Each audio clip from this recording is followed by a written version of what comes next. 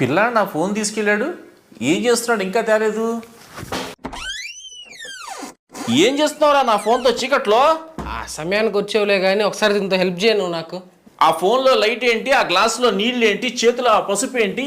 నీ science text బుక్లో ఎక్స్పెరిమెంటా లేకపోతే థామస్ ఆల్వా ఎడిసన్ బ్యాటరీ లాంటి ప్రయోగమా? కాదు, ఇది ఇన్స్టాగ్రామ్ ట్రెండింగ్ టర్మరిక్ ఎఫెక్ట్.